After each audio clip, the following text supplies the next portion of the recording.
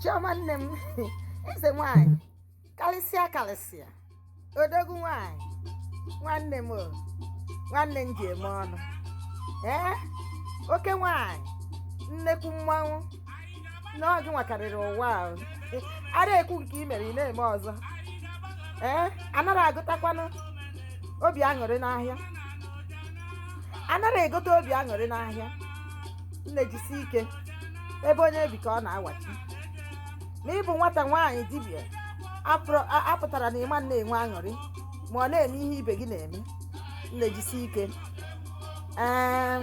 ihe dịkwanụ n'ụwa a bụ asịkwa ebe bere ugo bere ma nkesa ibe ya ebere nkukwapụ ya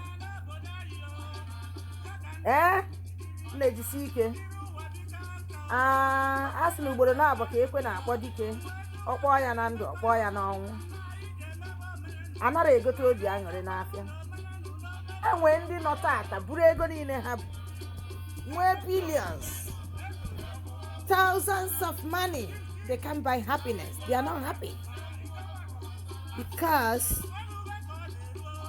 they can't buy it.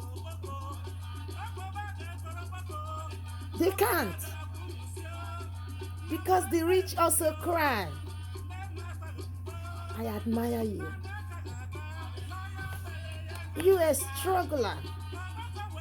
You a hustler.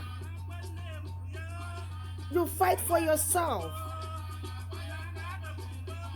The ladder you are now, you are the one that climbed it. I'm so proud of you.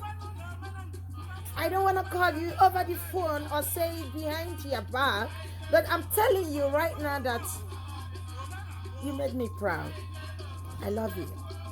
Jisi ike nne m. Onye gbashi umu ebe ọ na-apụ ya.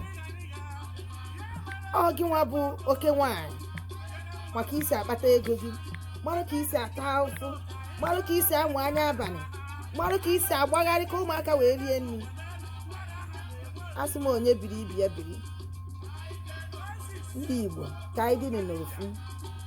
Afụrụ m ndị Igbo n'anya karịsịa ka anyị jisi n'ike, ka anyị na-ebuli n'onwe anyị elu, ka anyị ghara hapụ na ndị na-ebutu onwe anyị, maka na ndị ajụrụ ajụ agara ajụ onwe ha.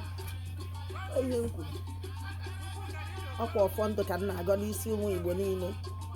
Ya gaziere ụnụ.